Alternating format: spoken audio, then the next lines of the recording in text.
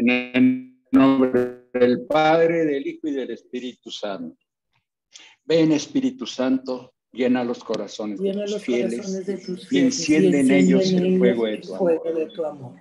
Envía, Señor, tu Espíritu y todo será creado y se renovará la faz de la tierra. Oh Dios, que has iluminado los corazones de tus fieles con la luz del Espíritu Santo, haznos dóciles a sus inspiraciones para gustar siempre del bien y gozar de sus consuelos. Por Jesucristo nuestro Señor. Amén. Amén. Señor Jesús, abre mis ojos y mis oídos a tu palabra, que lea y escuche tu voz y medite en tus enseñanzas. Despierte en mi alma inteligencia para que tu palabra penetre en mi corazón y pueda comprenderla. Dame entendimiento para que tus palabras sean luz que me guíen hacia ti. Háblame, Señor, te escucho y deseo tu enseñanza. Que tu palabra sea vida, gozo, paz y felicidad. Habla, Señor, tú eres mi Dios y Maestro. Amén. Santa María, Reina de los Apóstoles, ruega por nosotros. Ruega por nosotros. A ver.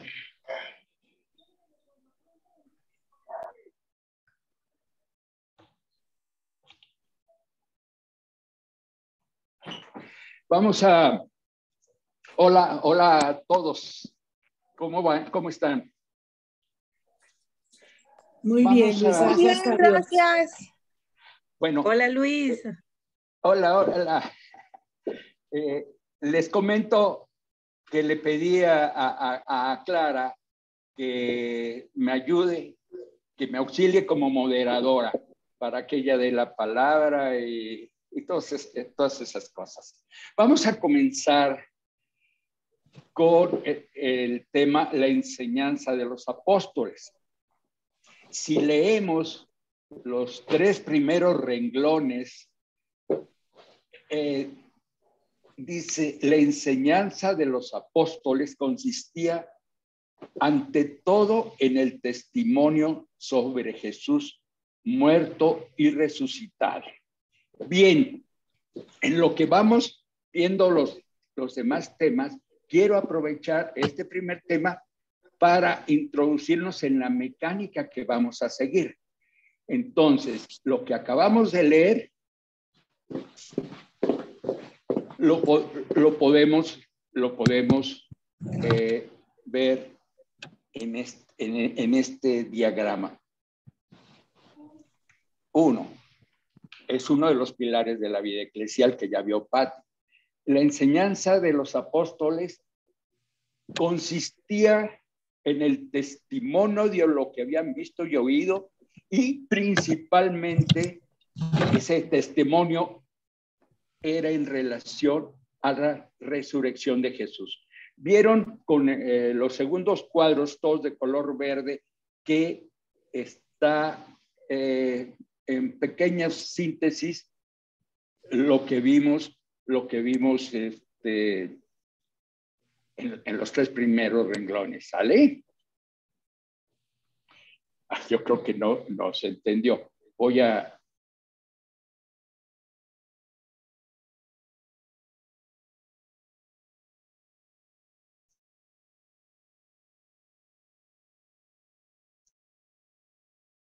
¿Sí? Lo que dice aquí lo vamos a ver. Hay algo. Bueno, lo que dice acá. ¿Sí? ¿Quién ya me ligaron que hay una parte de texto, pero de una manera muy didáctica en la presentación se recurre a estas gráficas para que se nos vaya deteniendo la relación que hay entre un concepto y otro concepto. ¿Sale? Muy bien. Entonces, continuamos. En este caso en especial, se nos recuerda recuerda lo que en Hechos 5:42, que aquí mismo lo dice, era una enseñanza constante que llenaba los espacios más sagrados, pues los apóstoles día tras día, tanto en el templo como en las casas, como por las casas, no cesaban de enseñar y anunciar que Jesús es el Mesías. En el interior de la comunidad, la enseñanza fortalecía la fe y permitía dar razón de la misma. Era una instrucción acerca de todo lo que hizo Jesús y enseñó desde el principio. Esto lo vemos aquí donde dice hacia adentro. En las casas fortalecía la fe. ¿Me van siguiendo? Sí. Ay, Tere, ayúdame. Aquí en el último párrafo. Como que luego no queremos interrumpir porque como se hace Tú interrumpa silencio, cuando quieras porque eso nos da un toque de alegría, ¿sale? A no ser que Clara, que le pedí que fuera moderadora, te dice que no, pues no. Bueno, entonces en el último párrafo, donde dice hacia afuera de la comunidad, tenía como propósito dar a conocer el evangelio a quienes no pertenecían a la comunidad, lo que propiciaba el nacimiento, crecimiento y multiplicación de las comunidades. Lo vemos en donde dice hacia afuera, en el templo, hacer crecer la iglesia. Voy en este caso, sobre la enseñanza en el templo, voy a leer una nota. Al hablar de la asistencia al templo, se resalta el hecho de que la iglesia de Cristo fue adquiriendo su personalidad partiendo de una relación estrecha con el judaísmo. Leemos, por ejemplo, en Hechos 3:1, Pedro y Juan subían al templo para las oraciones de la hora nona. Es decir, se puntualiza esa enseñanza en el templo porque hubo una relación muy estrecha de donde la iglesia fue adquiriendo su identidad. Vamos a regresarnos. Entonces, en lo que se refiere a la enseñanza de los apóstoles, enseñaban y daban testimonio de lo que habían visto. Es decir, ese primer anuncio de los apóstoles a quienes predicaban, ese anuncio conllevaba esto que yo vi, esto que yo oí. Hablaban de las bienaventuranzas que oyeron de Jesús, de las parábolas, de las sanaciones. Daban un testimonio vivo que propiciaba el nacimiento de la fe de quien los oía y en su conversión. Este primer anuncio se llama el querigma, el primer anuncio que es impulsado fuertemente por el Espíritu Santo y que después los sucesores en sus primeros anuncios van a llevar esa fuerza del Espíritu Santo a todos los que les predicaban el querigma. Y todas esas predicaciones, como lo vamos a ver, los evangelistas itinerantes y demás, siempre había un punto en común: la resurrección de Jesús. Muy bien, hasta aquí. ¿Todo bien? Todo bien. Muy bien. Todo muy bien. Ok. Bueno, nada más me detengo un poquito. Ese anuncio lo hemos vivido nosotros. ¿Te acuerdas, Tere, cuando vivimos ese anuncio en nuestro retiro de evangelización? No. Claro que me acuerdo. Muy bien. Vamos a pasar al siguiente tema. Antes quiero comentar que las enseñanzas de los apóstoles dieron origen a nuestros evangelios. Lo que hoy tenemos en nuestra mano en nuestras Sagradas Escrituras, todo eso dio origen a lo que tenemos escrito, esas enseñanzas verbales que hicieron de la tradición oral que se convirtió poco a poco en escritos. Vamos a pasar al segundo pilar del ideal de la vida eclesial. Ese segundo pilar se llama la comunión fraterna.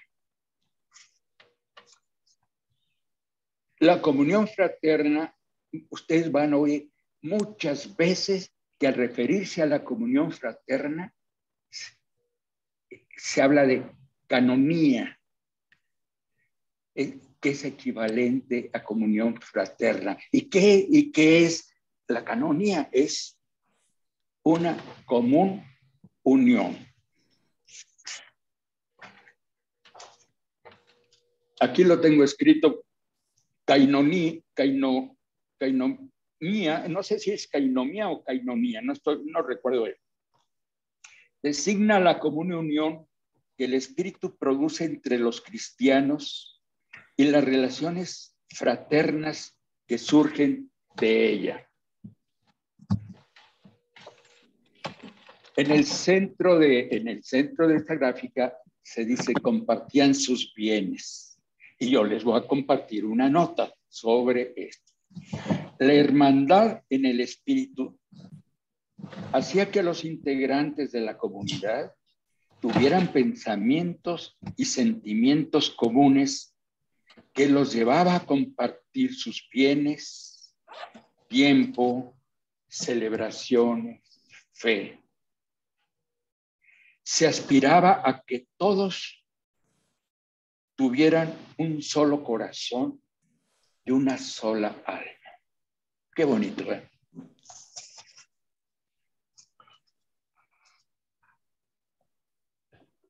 A mero abajo de la presentación en la comunión fraterna dice, todos tenían lo necesario para vivir.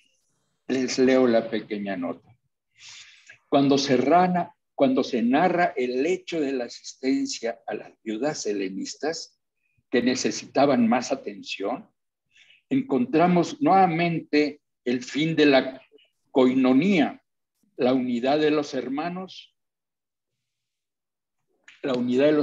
que hacía que a nadie le hiciera que nadie pasara necesidad.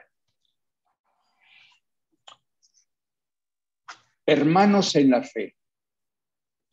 Llama la atención que los primeros cristianos se llamaban entre sí hermanos, no solo porque la iglesia es una fraternidad, sino también porque el nombre se fundamenta en el regalo del Espíritu que nos da la filiación divina.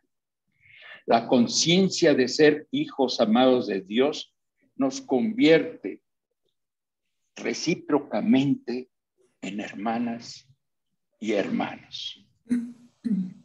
¿Verdad, hermano Eduardo? No sé si entró. En mi comunidad, en la comunidad de San Francisco, todos nos llamamos hermanos. En el chat, cuando nos vemos en la calle, y poco a poco ha ido creciendo esa fraternidad muy bonita. Desapego de los bienes. Al poner sus propiedades al servicio de la comunidad, el cristiano practicaba el despego de los bienes materiales. Y no era una obligación impuesta. Había libertad para compartirlo.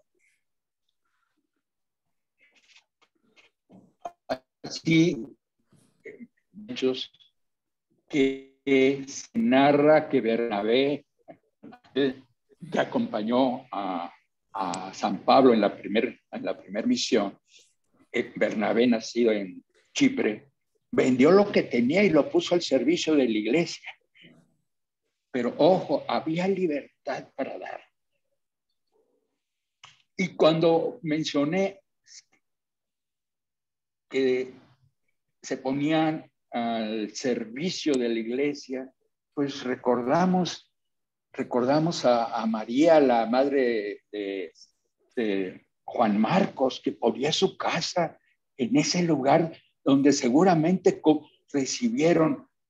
recibieron los apóstoles reunidos en oración con la Virgen al Espíritu Santo. Leo la penúltima nota sobre este tema: solidaridad con los necesitados. La comunidad contaba con miembros que poseían casas, tierras y capital, y los ofrecían como lugares de reunión, lo acabo de mencionar, y contribuían con su fortuna a compensar las diferencias sociales de la comunidad. Un objetivo era que nadie pasara necesidad. De la hospitalidad, ¿qué podemos comentar? Las primeras comunidades enraigadas, siendo parte del pueblo de Dios, vivieron las mismas tradiciones. Los judíos practicaron siempre la hospitalidad. Recordamos, quienes ya vimos el Antiguo Testamento, un montón de casos en cómo eran recibidos sus hermanos o inclusive extranjeros en sus tiendas de campaña. Quizá por citar cuando llegaron esos dos ángeles a visitar a Abraham, pues los invitó a pasar a su casa. Es decir, y esa hospitalidad entre los nuevos cristianos se siguió practicando como un signo de caridad. Muy bien. Aquí a la parte derecha leo: los primeros cristianos tenían en común todas las cosas y se repartían cada uno según sus necesidades. ¿Hasta aquí?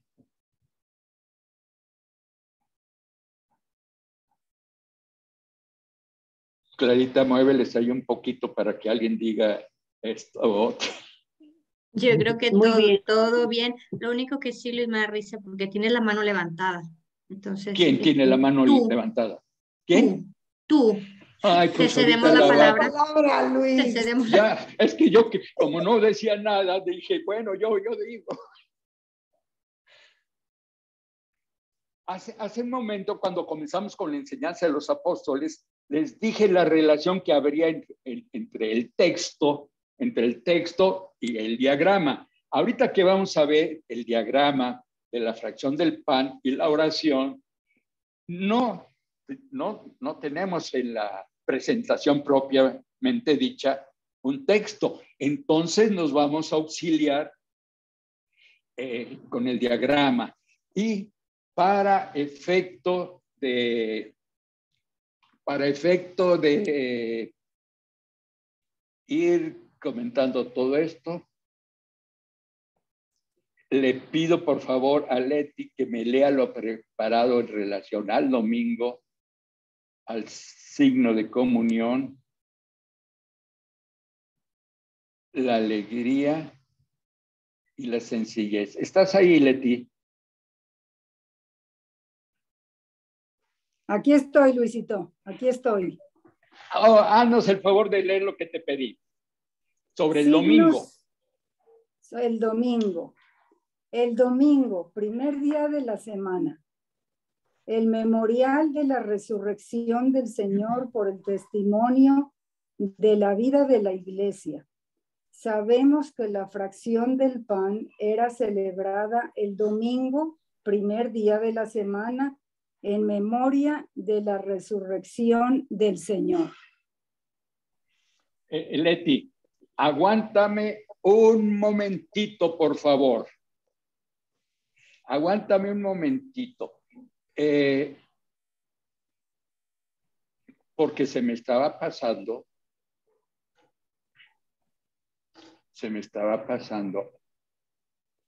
lo siguiente.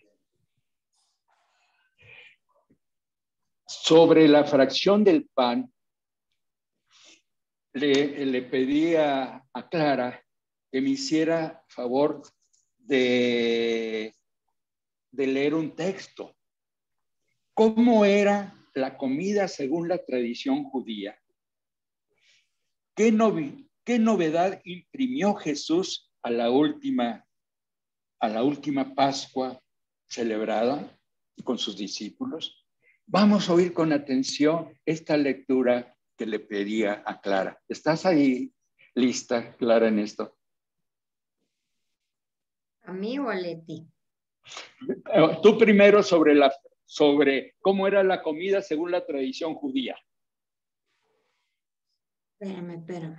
Déjame la localizo porque me dijiste que me confirmaba si leía o no leía y ya no me confirmaste. Bueno. Sobre la comida. Espérame tantito. Ya encontré las notas.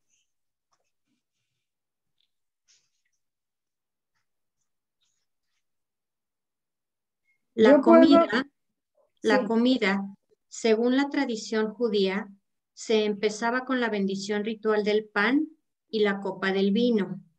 Luego venía la lectura de pasajes de la Escritura y se concluía con el banquete de comunión y los salmos de acción de gracias. Seguir esta tradición era lo más natural para los cristianos de la primera hora. La mayor parte de ellos eran judíos conversos.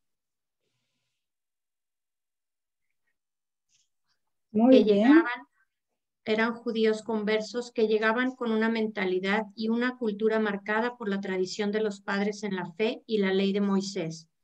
Además, estaba el recuerdo de lo que el mismo maestro judío, como muchos de ellos habían realizado en varias ocasiones, como en la cena pascual de cada año y la cena con los discípulos de Emaús. Sin embargo, no todo era mera repetición del ritual judío. El maestro imprimió una novedad única en la última Pascua celebrada con sus discípulos, asociando de forma misteriosa la fracción del pan con su muerte.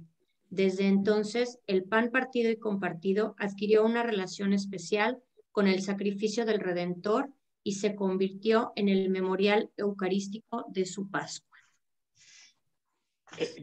Gracias, Clara. Voy a continuar. Yo, Leti, ahorita te cedo la palabra. Memorial de Jesús resucitado. Memorial no es un mero recuerdo o aniversario de algo, sino la actualización de lo que se celebra. En el caso de la Eucaristía, recordamos la muerte y resurrección de Jesús, actualizándola según Él nos dijo, hagan esto en memoria mía. Leti, pasamos con los 4 pequeños apartados. Muy bien. Voy a leer otra vez el domingo. ¿Sí? Sí. El domingo es el primer día de la semana, el memorial de la resurrección del Señor por el testimonio de la vida de la iglesia. Sabemos que la fracción del pan era celebrada el domingo, primer día de la semana, en memoria de la resurrección del Señor. Alegría. ¿Continúo, Luis? Sí.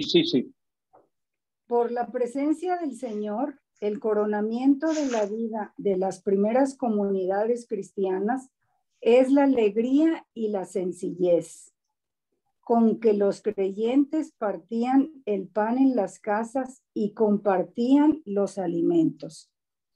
La alegría era el fruto de la acción del Espíritu.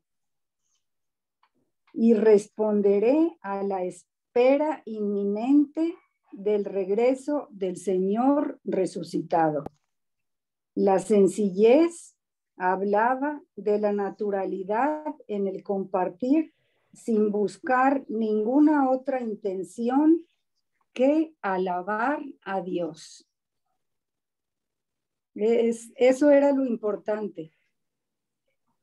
Sí, gracias, Leti.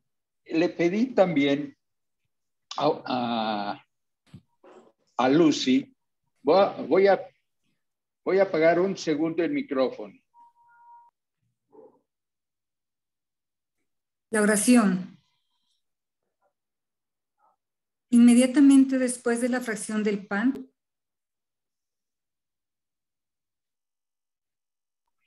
Sí. Te oímos, Lucy. ¿No se había escuchado nada? Sí te escuchamos. Entonces, de lo que estaba ahorita diciendo de la oración, ¿sí se escuchó? Más al principio. No, Leti, repítelo, por favor. Sí, ¿cómo repítelo, no? por favor. Sí, estamos ahorita en lo que es la oración. Inmediatamente después de la fracción del pan, venían las oraciones. Los primeros cristianos dan a la oración un valor central, especialmente en acontecimientos importantes de la vida. Los apóstoles la consideran como una de sus tareas junto con el ministerio de la palabra. Por medio de la oración se conoce la voluntad del Espíritu, se entiende y se supera la prueba. Como en la actualidad, también entonces el resto de los salmos era un recurso básico para orar e incluso para interpretar acontecimientos de la vida eclesial. Gracias.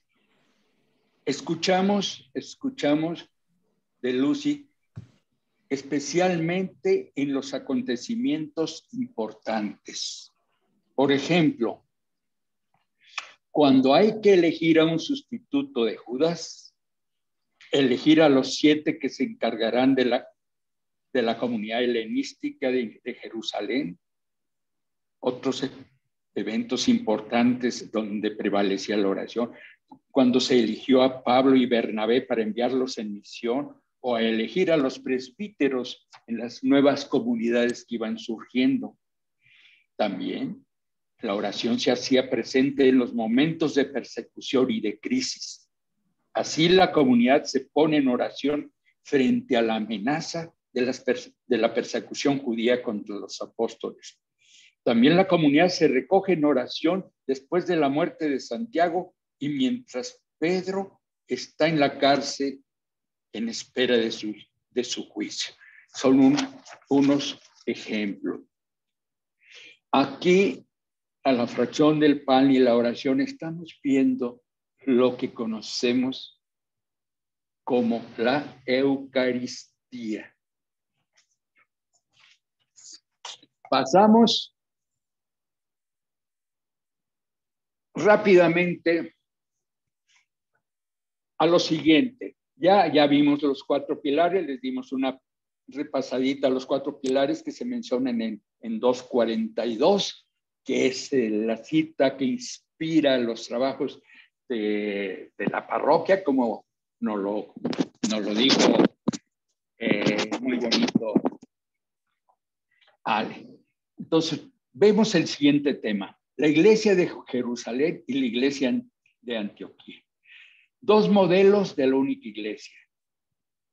Ambas iglesias, la de Jerusalén, llamada por algunos la iglesia madre, y la de Antioquía, la iglesia de los paganos, forman la única iglesia que Jesús fundó para participar a todos los pueblos el reino de Dios. Las 2 iglesias son necesarias, una más en conexión con Israel, como para asegurar la continuidad con el pueblo de la alianza, y la otra para la misión hacia los gentiles. Son 2 modelos complementarios de la única iglesia en el cristianismo primitivo. En el diagrama creo que vamos a poder visualizar con más claridad. La iglesia primitiva, en primer lugar, la comunidad de Jerusalén, llamada la iglesia madre, perseguida y mártir. En un momento, después de la ascensión del Señor, los apóstoles se unían, iban al templo, como lo vimos, a proclamar el anuncio, pero poco a poco fueron surgiendo problemas con el Sanedrín, con los dirigentes judíos. Y llegó el momento en que esa iglesia madre que contaba con mucha libertad para proclamar al Señor Jesús, comenzó a ser perseguida por ese motivo y dio origen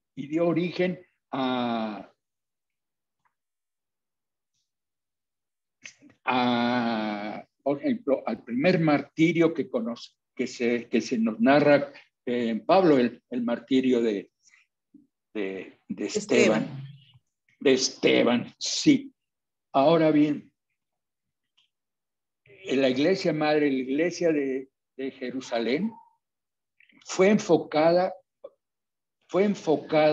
a los judíos de Jerusalén, propiamente dicho.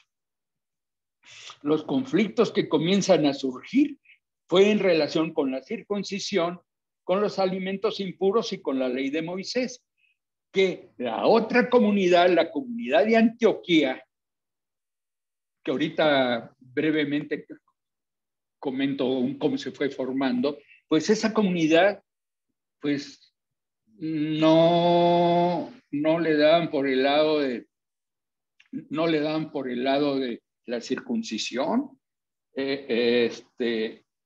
no hacían hincapié en muchas costumbres de la iglesia de Jerusalén. Voy a tratar de explicarlo mejor. Una vez que Esteban es martirizado, comienza una persecución, apresa Herodes Antipas, el nieto de Herodes el Grande, manda a matar como para gusto de esas comunidades que había ahí en Jerusalén, a Santiago.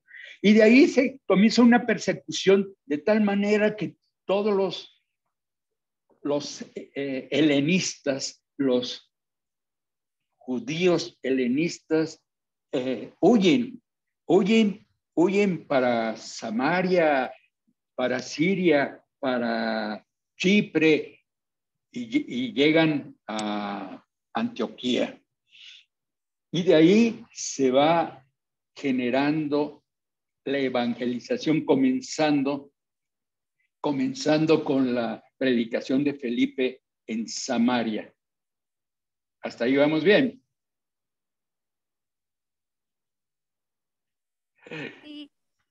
Sí. Muy bien. En la comunidad de Antioquía, que está al norte de Jerusalén, en la parte sureste de lo que hoy es Turquía, es decir, Antioquía era la capital de Siria. Siria era una de los lugares de mayor cantidad de gente. Se dice que Antioquía era la tercera ciudad más poblada del Imperio Romano después de Roma y de Alejandría. Allí en Antioquía había un núcleo muy fuerte de judíos que habían crecido con la cultura griega, hablaban griego. A esos son a quienes conocemos como los helenistas, los judíos de la dispersión, los judíos que fueron educados en esa cultura. Cuando nos referimos a los helenistas, entendamos judíos que se convierten al cristianismo, pero que tienen sus raíces culturales griegas. Esta comunidad, como bien mencionó al final de la vez pasada Ale, tenía un carisma, hizo mención de carismas. También Yolanda mencionó en cierto momento carismas. Son esas cualidades del Espíritu Santo que tenemos y que hay que descubrir. Y hay comunidades que tienen ciertos carismas. La comunidad de Antioquía fue una iglesia muy adentrada a la misión, muy bonito, que se complementó con la comunidad de Jerusalén, que eran más seguidores en un principio con todo lo que conocimos cuando estudiamos el Antiguo Testamento, como la ley en el sentido de reglamentos, aquellos 600 y pico de reglas que nos mencionó en alguna ocasión Nat.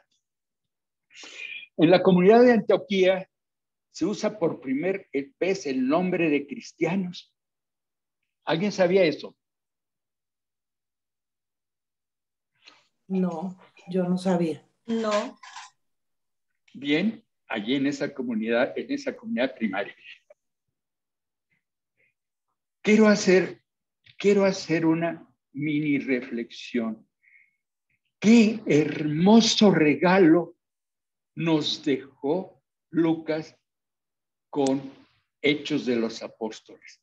Nos narra con muchos detalles cómo fue creciendo la iglesia, las primeras comunidades. Y yo en la reflexión, cómo no hubo otro Lucas que nos narrara ese crecimiento, esa expansión de la iglesia, por ejemplo, hacia Alejandría, hacia todo el norte de África, hacia Mesopotamia, en fin. Lucas se concentró en lo que había visto, muy cuidadoso en no mencionar más allá de lo que él había visto, de lo que había entendido, de lo que se había documentado. Caso curioso, cuando comienza la dispersión, Felipe llega a Samaria y ahí se nos narra a lo que vamos a ver a continuación. Pero curiosamente, Lucas no nos menciona a Galilea. Cosas curiosas. Muy bien. Voy a ver si las notas.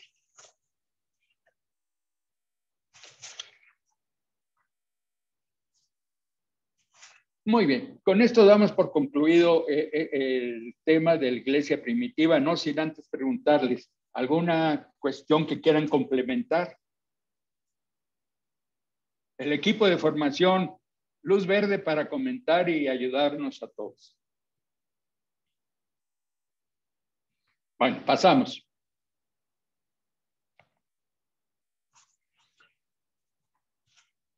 Vamos a ver otro tema, la iglesia centrada en la misión. Esta primera página y la que sigue,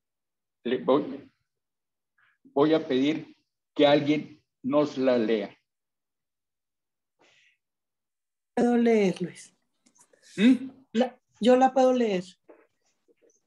La enseñanza de los apóstoles, la experiencia de la caridad fraterna, la fracción del pan y la oración cohesionaron a las primeras comunidades, pero creyentes y apóstoles no permanecieron encerrados en sus grupos. El espíritu que los animaba y el mandato de Jesús les impulsó a ser misioneros y a vivir como misioneros. ¿Continúo? Sí. Los capítulos 1, 12 de los Hechos de los Apóstoles. Permíteme, de los capítulos del 1 al 12. 1 al 12 de los Hechos de los Apóstoles nos refieren las primeras etapas marcadas en el camino misionero trazado al inicio. Jerusalén, Pedro y los 12, Judea y Samaria, los helenistas.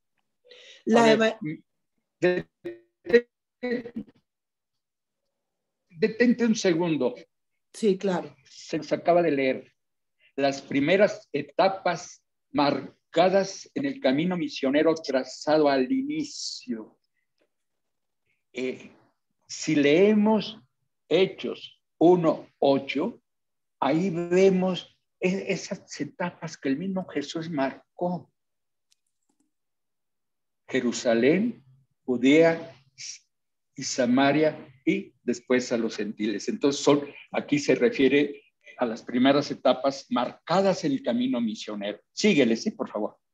La evangelización a los gentiles y la actuación de Pablo comprende la segunda parte de los Hechos 13-19.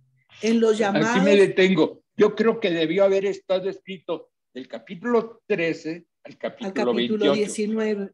Okay. Creo que debió haberse dicho del 13 al 28. Al 28. Sí. Ok. En los llamados viajes misioneros. Gracias.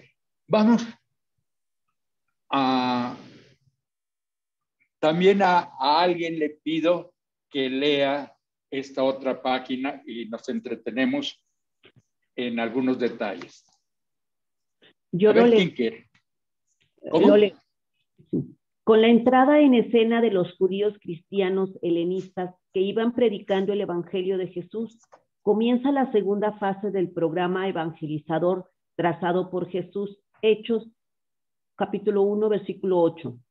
Los acontecimientos siguen teniendo a Jerusalén como base, pero este nuevo grupo de costumbres más abiertas que la de los judíos tradicionales favorecerá la apertura de la misión hacia nueva dirección. Hechos, capítulo 8 del 1 al 4 y el 11 del 19 al 21. En Antioquía se fue conformando un centro misionero diverso del de Jerusalén, que sirvió como puente para el comienzo de la misión de Pablo. Hechos del versículo 13, capítulo 13, versículo 28. Okay. Desde ahí arranca el impulso evangelizador que desembocará en la ciudad de Roma. Gracias. Solamente para afianzar lo escrito y escuchado aquí. ¿Quién lee, por favor, la cita 1:8? Hechos, capítulo 1, versículo 8. Ustedes recibirán la fuerza del Espíritu Santo. Él vendrá. Marolina. Sí, ¿me escuchan? Sí, muy bien, gracias. Ustedes recibirán la fuerza del Espíritu Santo. Él vendrá sobre ustedes para que sean mis testigos en Jerusalén, en toda Judea, en Samaria y hasta los extremos de la tierra. Palabra del Señor. Ahora bien, ¿quién lee, por favor, el versículo 4 del capítulo 8?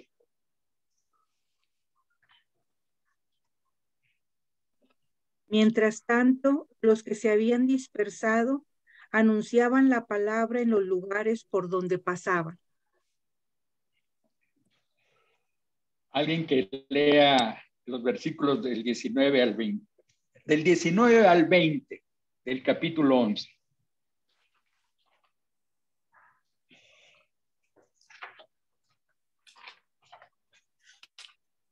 Capítulo 11. Y nos Después de la muerte de Esteban, comenzaron a perseguir a los creyentes, por lo que algunos tuvieron que huir a Fenicia, Chipre y Antioquía. Ahí anunciaron a los judíos el mensaje del evangelio, pero no a los demás. Sin embargo, algunos creyentes de Chipre y de Cirene llegaron a la ciudad de Antioquía y hablaron también a los no judíos, anunciándoles las buenas noticias acerca de Jesús el Señor. Palabra de Dios.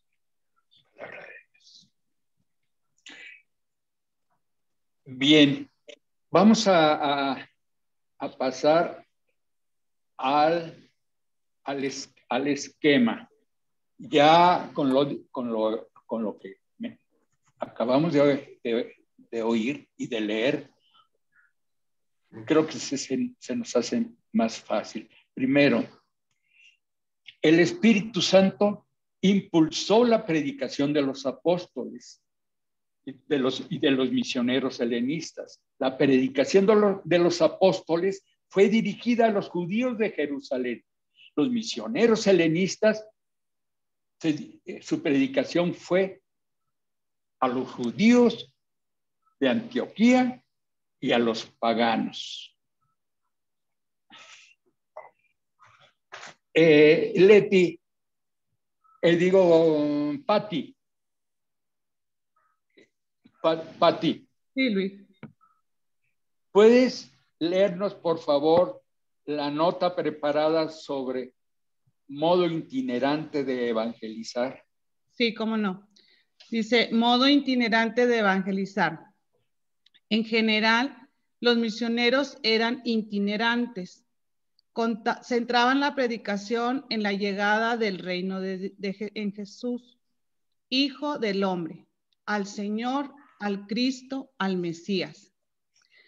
Repetían su mensaje, hablaban en su nombre, invitaban a la conversión y acompañaban el anuncio con milagros y otros signos.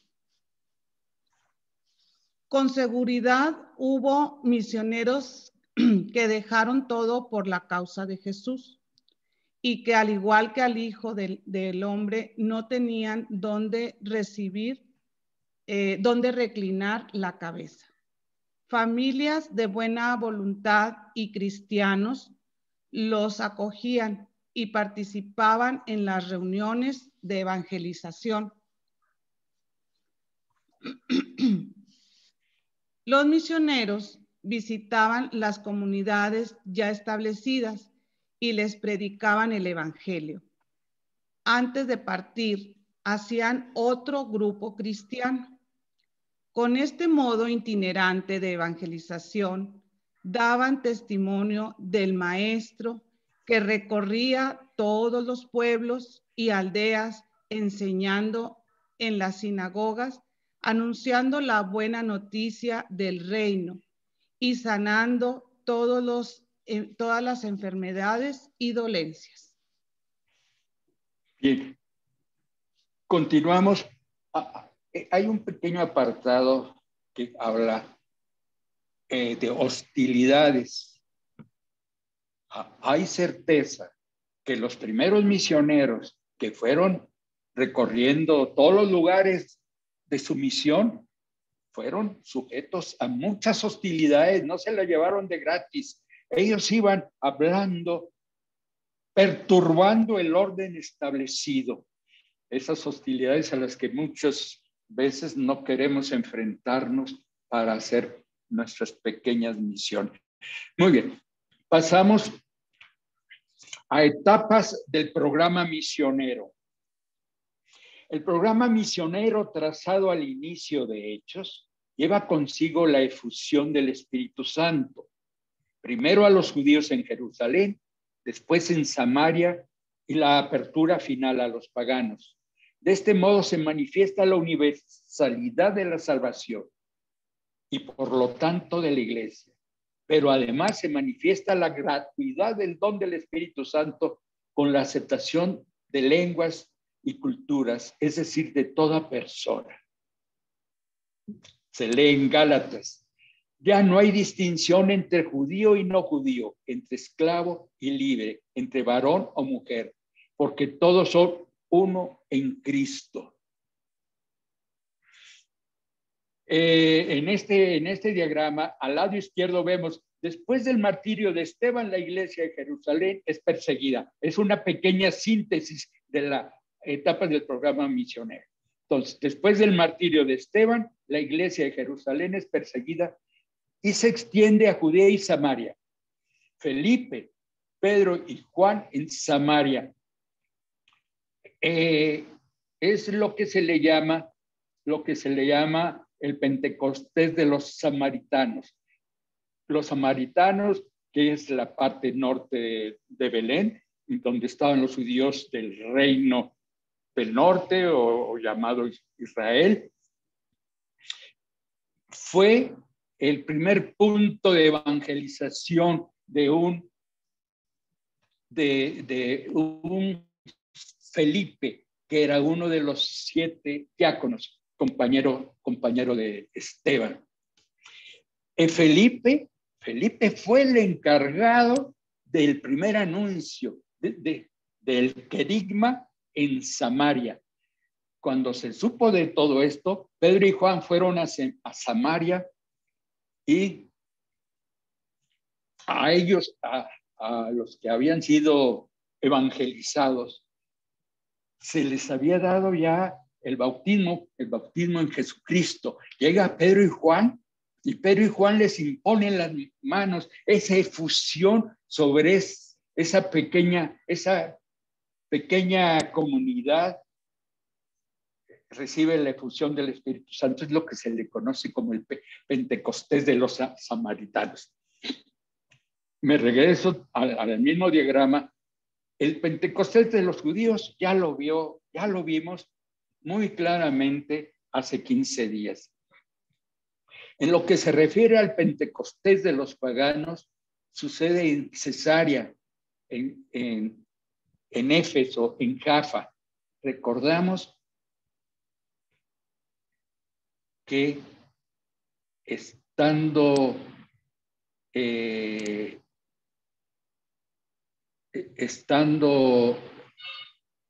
ay, Dios santo, el teléfono, ojalá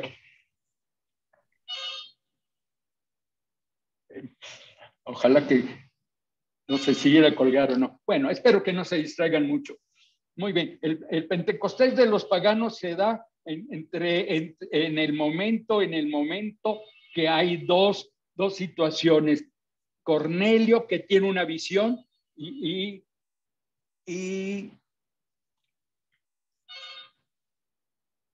ay, qué cosa se me olvidó. En resumen, Cornelio fue el primer pagano convertido. ¿Cómo fue ahí el Pentecostés? Fue muy parecido al de los judíos, nada más que el Pentecostés de los paganos en la casa de Cornelio, mientras estaba hablando Pedro, cae, por decirlo con una palabra, el Espíritu Santo, la efusión del Espíritu Santo cae y se bautizan. En el caso del Pentecostés de los judíos, estaban en oración cuando llega esa efusión del Espíritu Santo. O sea, hay ciertas similitudes entre el Pentecostés de los judíos y de los paganos, con esas pequeñas diferencias. Después de que Cornelio se convirtió, Pedro va e informa a la iglesia que es hora de abrirse a los paganos. Pablo fortalece la dimensión universal de la iglesia con sus viajes misioneros. Pasamos a otro tema. Cristo predicado por San Pablo entre los paganos. Misiones de Pablo.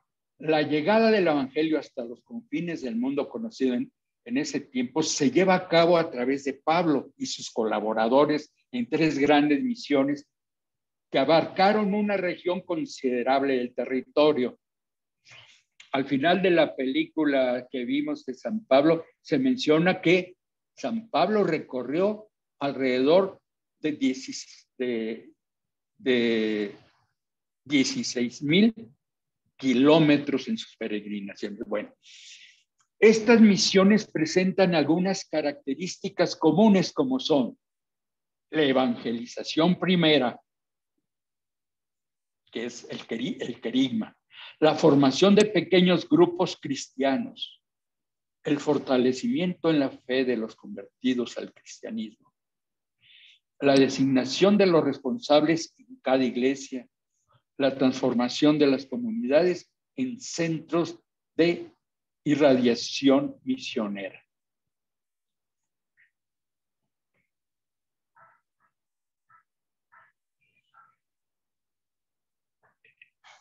¿Quién me hace favor de leer lo que aparece en esta diapositiva?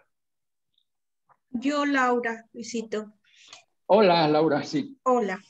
Entre la primera y segunda misión acontece un hecho trascendental que recalca la acción del Espíritu Santo, que va afianzando la universalidad y apostolicidad de la iglesia. La comunidad de fieles formada en Antioquía es una iglesia con marcado acento misionero que abre sus puertas a judíos y a paganos. Pero en la iglesia de Jerusalén prevalecen los judíos que deseen conservar la obligatoriedad de circuncidar a los convertidos y de cumplir la ley de Moisés. En Hechos 15, versículo 5. Esto provoca un conflicto entre judíos y gentiles que debe ser resuelto, como conjugar la unidad de la fe en el Señor Jesús con la diversidad de las tradiciones. La decisión de un acuerdo conjunto del Espíritu Santo y todos los miembros de la asamblea. El contenido va a lo esencial, no imponer otras cargas que las indispensables. En Hechos 15, del 28 al 29. Gracias. Gracias. ¿Alguien levantó la mano o se levanta la mano mía sin querer? Es la tuya sin querer. Ay, pues ahorita la bajo. No, no te preocupes, tienes la palabra como quieras. Gracias, Clara.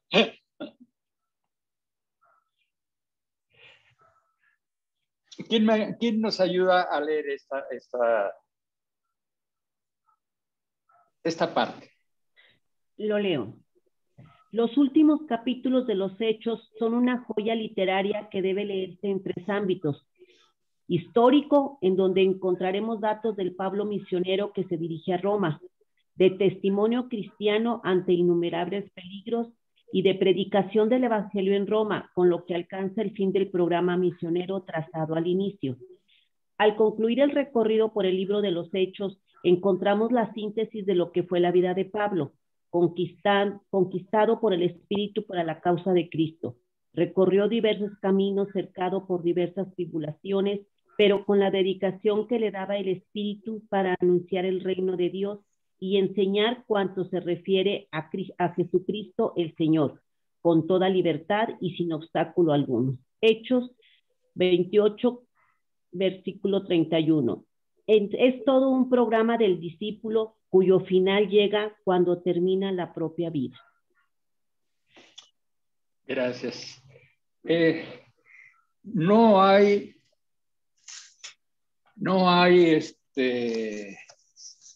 mucha oportunidad, no hay oportunidad en tiempo de ver esos viajes. Voy a tratar de dar ciertas pautas rápidas que sirvan como estímulo para que se lean en Hechos, pues los 3 viajes misioneros y el último viaje hacia Roma. En la primera misión de Pablo hay formación de comunidades, hay nombramiento de responsables, sufre persecuciones, reconforta a las comunidades. La evangelización se abre y hay una apertura a los gentiles, que fue en ese momento, o entre el primer viaje y el segundo, lo de la Asamblea de Jerusalén. En la segunda misión de Pablo se forman nuevas comunidades en Macedonia y en Grecia, por ejemplo, en Filipo, en Macedonia, y la predicación se hace en las sinagogas. Pablo siempre dio en primer lugar a las sinagogas, en las plazas. En Atenas sí sucede aquella predicación en el Areópago. En fin, hay una inculturación del Evangelio. En el tercer viaje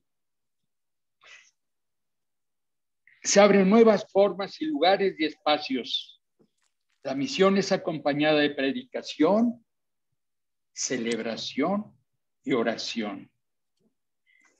En el tercer viaje se abren nuevos lugares: Antioquía, Éfeso, Troade, Jerusalén. Y sobre el viaje final de Pablo, vemos en el camino Macedonia, donde está Corinto, Éfeso, cuando sucede la colecta para Jerusalén. Pablo en Jerusalén es acusado de introducir paganos en el templo, hace su defensa. El cristianismo no es una, como defendiendo, no es una secta, es trasladado a Cesarea, ahí hay la defensa de Pablo ante Agripa, pasa por Creta, en donde le ofrecen una comida muy reconfortante. Allí se nos narra lo del naufragio, que es, sin nada más de leerlo, sin darle el enfoque cristiano, es una de detalles tremendo cuando hablan de Sotavento, cuando hablan de los nombres de las embarcaciones para servicio de los barcos, cuando hablan de ciertos fenómenos, como en un huracán, el Euroaquilón, en fin, precioso. Muy bien, de Creta pasa a Malta, donde cura enfermos. Pablo llega a Roma, lo reciben en sus casas, etcétera. Lo demás, ya tuvimos algunos detalles interesantísimos que aprender en la película que vimos.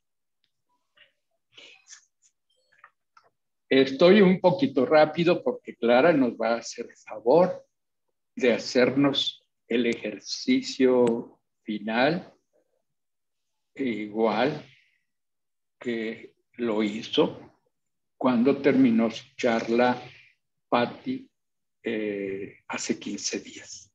Aspectos doctrinales. Dios. El Dios de hoy es el mismo del Antiguo Testamento. Dios resucita a Jesús. Dios envía al Espíritu Santo. Dios no hace diferencia entre las personas. Dios es creador único, omnipotente y providente. Jesucristo, el preanunciado por los profetas del Antiguo Testamento. Mucho de los discursos de Pablo, por mencionar a Pablo en especial, era Jesús fue preanunciado por los profetas, es el Mesías, y daba santo y seña. Entonces Jesucristo el Mesías, Jesucristo el nuevo Moisés, Jesucristo, síntesis del Evangelio. ¿Sabes qué? A ver si tiene ve con el de Gaby, a ver. Síntesis del Evangelio, misterio pascual y resurrección como el Señor. Espíritu Santo.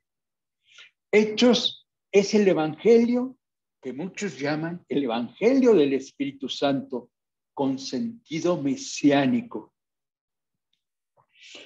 Espíritu Santo como don universal, testigo de Cristo que habló por los profetas. Continuamos con aspectos doctrinales. La iglesia, comunidad de creyentes en vía de desarrollo, iglesia perseguida, iglesia como una comunidad de fe, practican el bautismo. Y hay antecedentes lindísimos en la Didache que hablan ya de la Eucaristía y del bautismo. Lástima que no hay mucho tiempo para comentar algunas de ese pequeño catecismo todavía de finales del primer siglo. Bueno, en la iglesia como una comunidad de fe que practican el bautismo, la imposición de las manos, la Eucaristía. Es una iglesia que se va formando de abajo, que va formando bajo la acción del Espíritu Santo. Voy muy rápido, ¿verdad? No, hombre, está bien. Muy bien.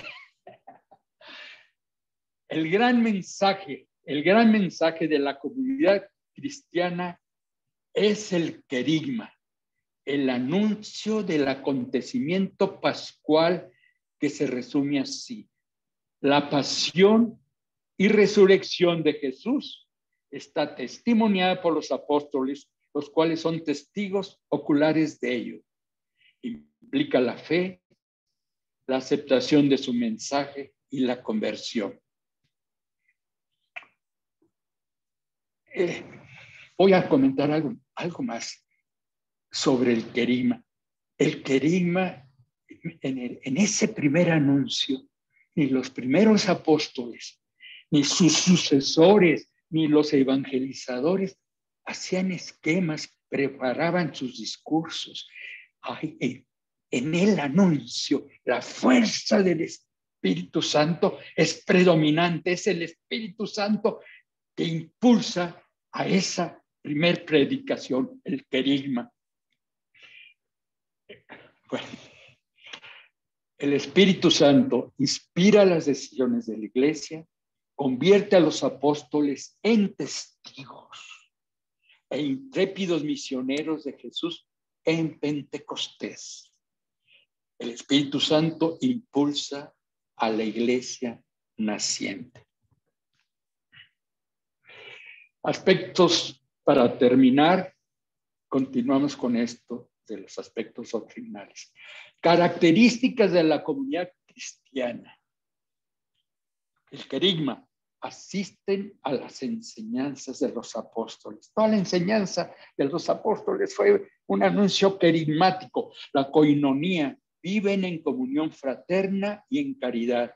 Eucaristía, se alimentaban de la oración y de la fracción del pan. La Eucaristía, la diaconía, reparten sus bienes con los necesitados. Características de la iglesia. La iglesia es misionera, es universal, es apostólica y es una iglesia perseguida. Clara, pasamos al ejercicio. Tan rápido, sí tenemos tiempo, sí tenemos tiempo.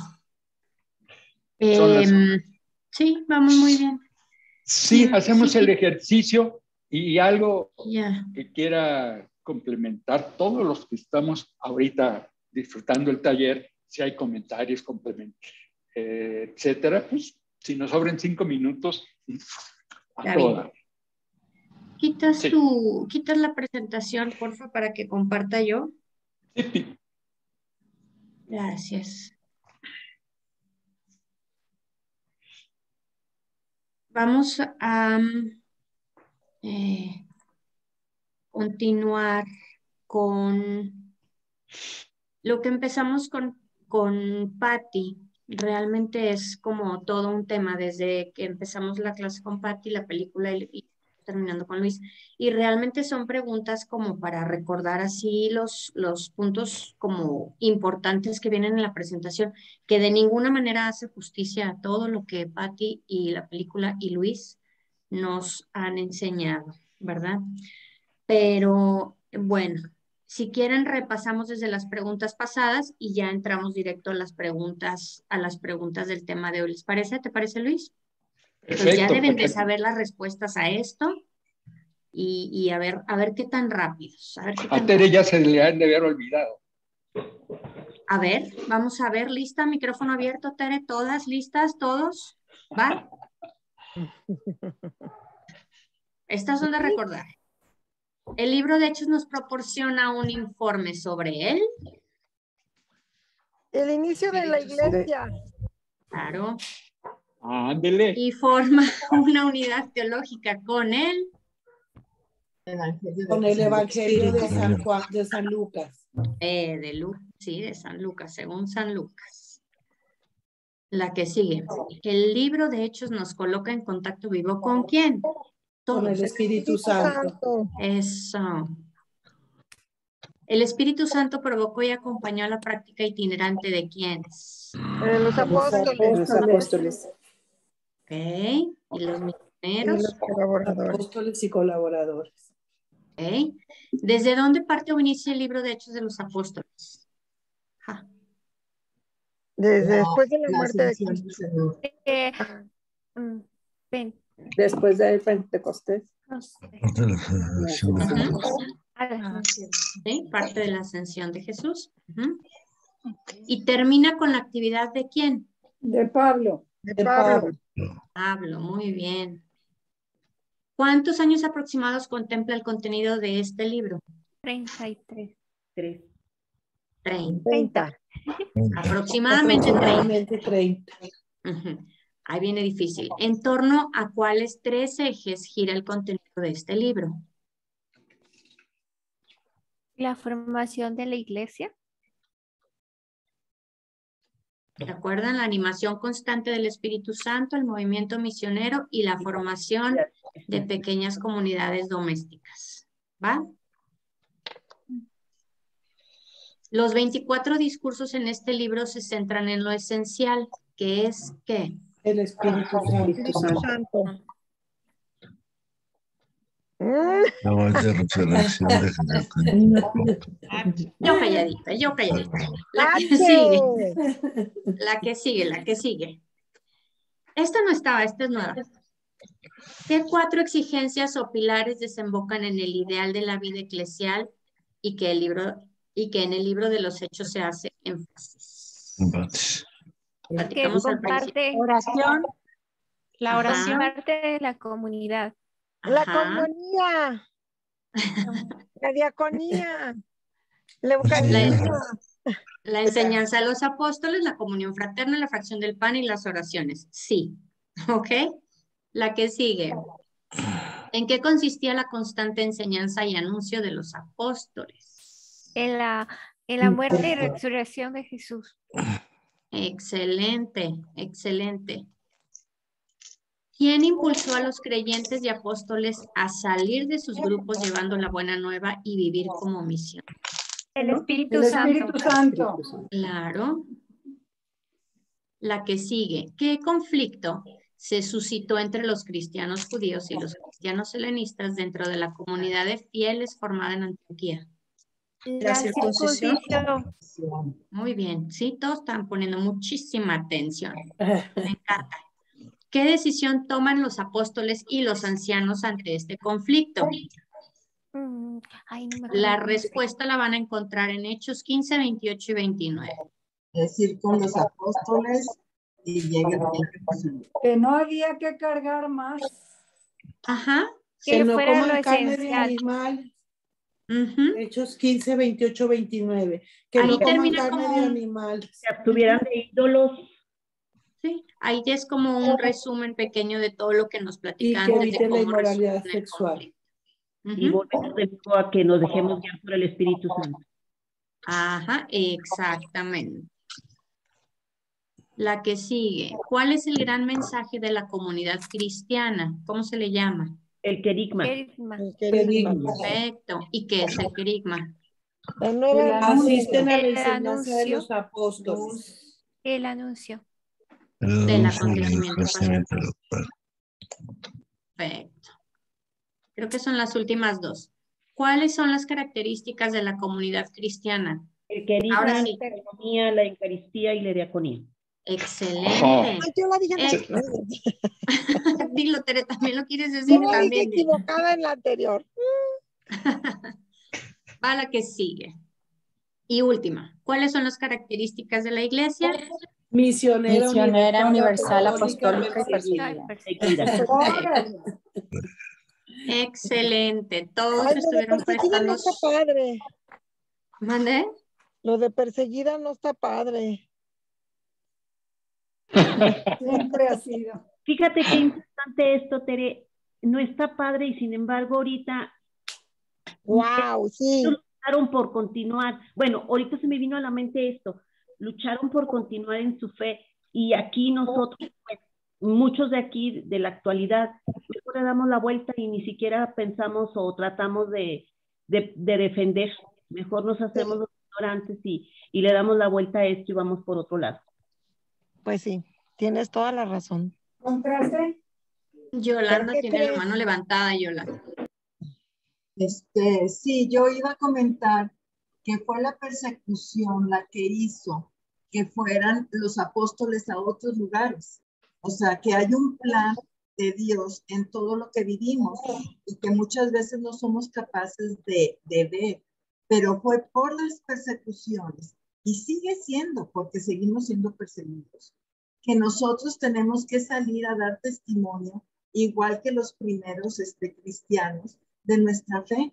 O sea, nosotros ahorita estamos en tensión constante con todas las propuestas de la ideología de género, de la nueva era. O sea, estamos en lo mismo.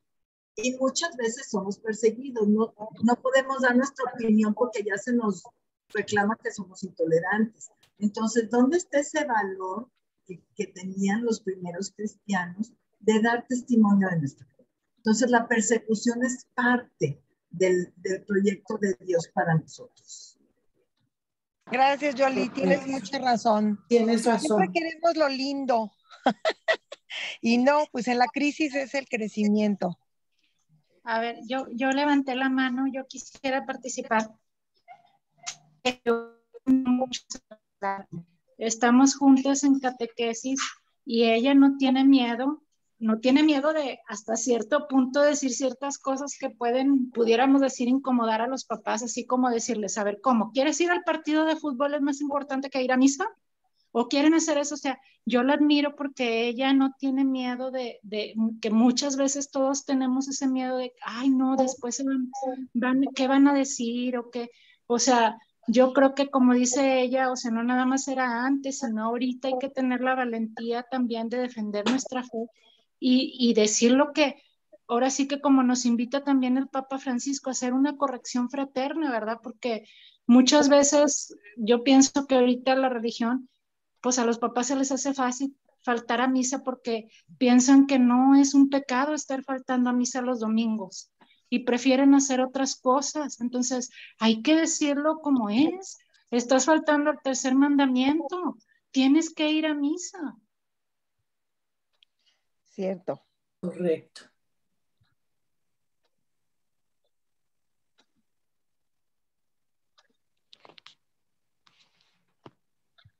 Gracias, María. ¿Luis? Muy bien.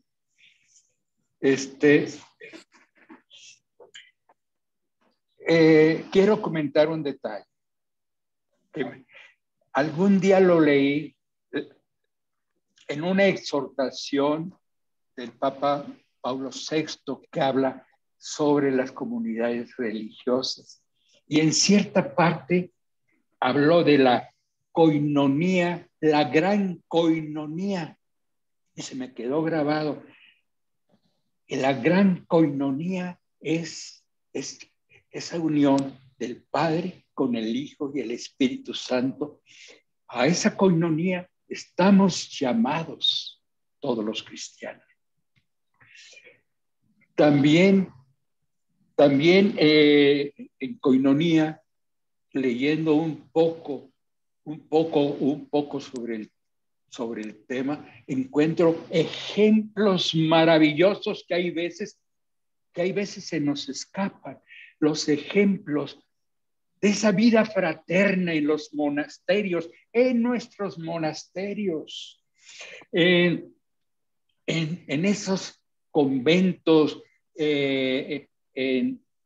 toda la vida consagrada en el apostolado, ese desprendimiento para crear fraternidad. Se nos olvida la coinonía.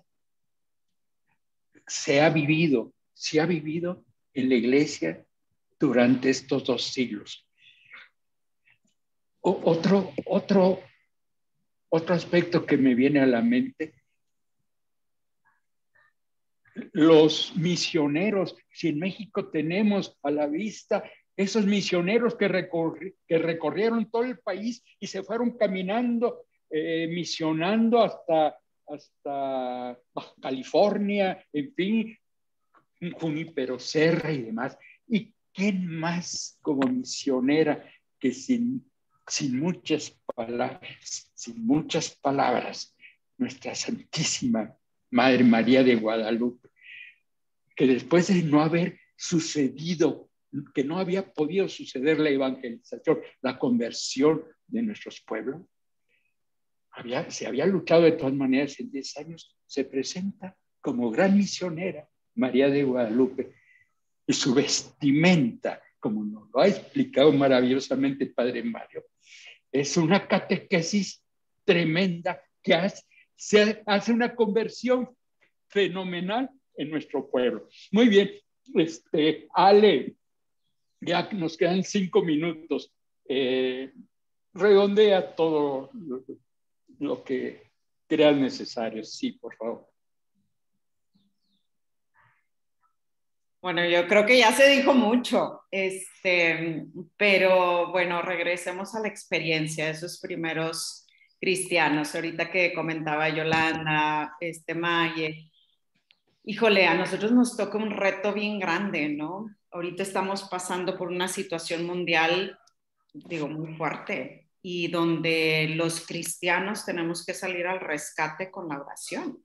O sea, ahí es donde damos testimonio vivo de la presencia de la iglesia en la humanidad, de la presencia orante de una iglesia militante, ¿no? Y eso es lo que nos toca ahorita en el día a día. ¿Cómo podemos ser testigos de esas primeras comunidades cristianas? Viviendo lo que nos toca vivir. O sea, estamos a unos días de iniciar la cuaresma, ¿no? Literal, a unos días. Y la iglesia siempre nos invita al tiempo de conversión, ¿verdad? La cuaresma es un tiempo de conversión. Y nos tenemos que convertir en el pueblo que Dios ha pensado para nosotros. En esta experiencia de los primeros cristianos. Es decir, a ver, pongamos todo en común. O sea, ante una humanidad que está a punto de iniciar una tercera guerra mundial, digo, estamos en este escenario, ¿no? ¿Qué nos toca a ti y a mí? ¿Qué nos toca vivir? ¿Qué nos toca experimentar como pueblo de Dios ante esta realidad? Digo, no es ajeno. O sea, yo anoche me dormí pensando en que me iba a caer una bomba, o sea, y dije, ¿y por qué no? O sea, ¿por qué es una realidad que estamos viviendo y me afecta pensar en todas las familias y niños? Y digo, vemos ahorita las noticias y es muy, híjole, me desgarra el corazón, ¿no? O sea, pero es una realidad que digo, ¿yo qué puedo hacer desde aquí? ¿Qué puedo hacer pues en un ambiente de paz, ¿no? Porque ahorita yo me voy a ir a la capilla y va a ser una paz. Pero hay muchos hermanos que están sufriendo ahorita una guerra, ¿no? Entonces, pues bueno, esta experiencia Lo único que podemos es pedir a Dios para que ilumine a esa gente. Claro, claro, por eso nuestra oración es clave y por eso el Papa está convocando a la oración, ¿no? Sí.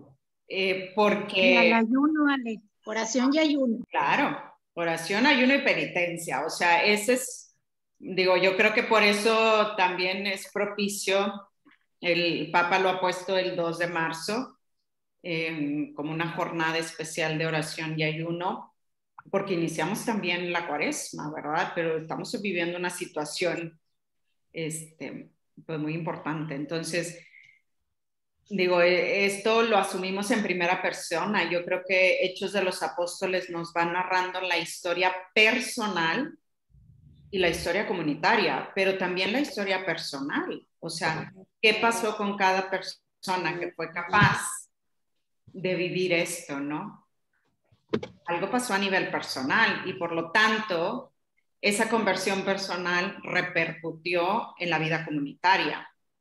Entonces, pues bueno, cada uno pues tenemos que vivir con eso, ¿verdad? Ale, nada más un comentario. Sí. Nosotros en catecismo les enseñamos a los niños que los pastorcitos de Fátima fueron capaces de prevenir que entrara la guerra a su país a través de la oración, del sacrificio. O sea, 3 niños fueron capaces de evitar una guerra. Entonces, realmente a veces pensamos así como que sí rezamos y no pasa nada. Sí pasa. Entonces, tenemos que darnos cuenta que hay testimonios en la historia que atestiguan el poder de la oración y que sí necesitamos tomarnos muy en serio esta solicitud del Papa. Sí, totalmente. totalmente. Y yo creo que, como tú dices, son 3 niños. ¿Qué puede hacer una oración de 3 niños? Pues mucho, hasta detener una guerra. O sea, eso es la fe del pueblo.